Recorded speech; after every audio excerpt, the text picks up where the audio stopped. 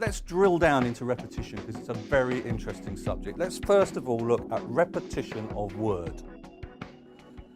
You can get a laugh simply by saying the same word over and over and over again. That's the lowest level, if you like, of repetition.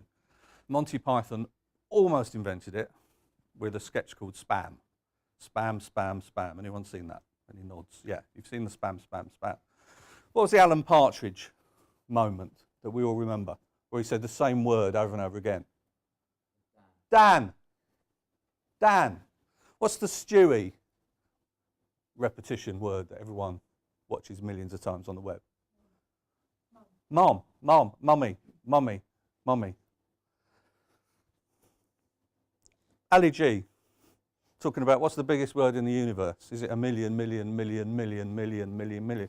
This is the same formula that Python are using, that Partridge is using, that Seth MacFarlane is using.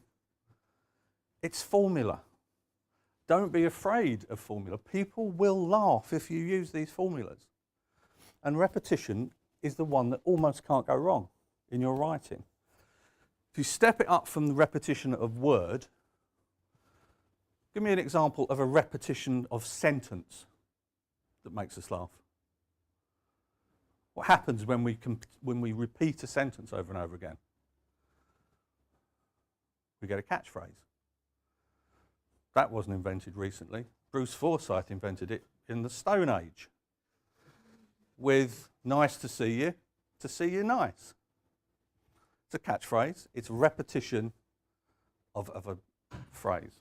How did Catherine Tate use that tool? Catherine Tate show. Every school playground in the UK, every kid was saying it. Am I bothered? Again, she didn't invent the idea of the catchphrase or saying the same thing over and over again. She simply zoomed in on the tools.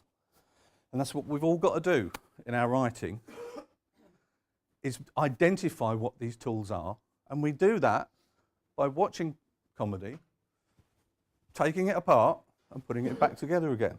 So the next time we laugh at something, let's not just laugh at it. Let's say, what happened there? Why did I laugh at that?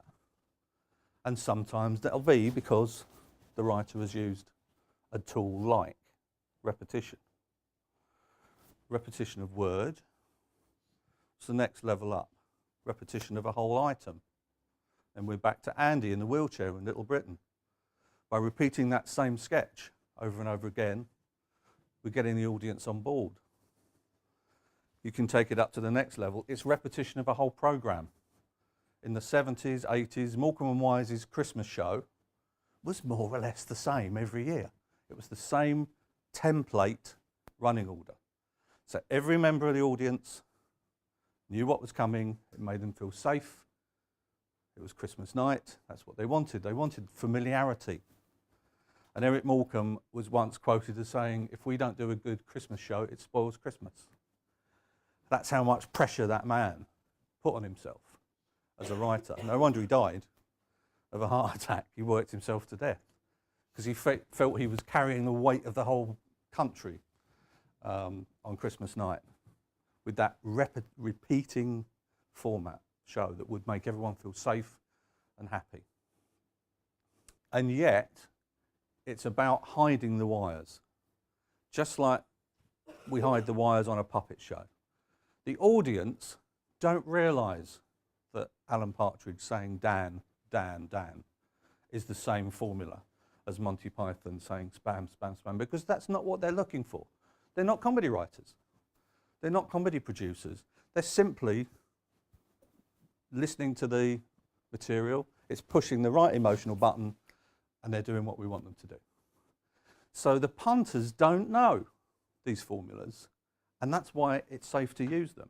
If you use them too mechanically, if you use them too obviously, then yes, it becomes repetitious. But there's only a set number of comedy writing tools, just like there's only a set number of notes on a piano.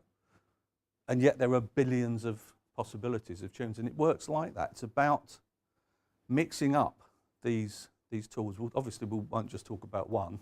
We'll talk about some of the others in a minute. It's a palette.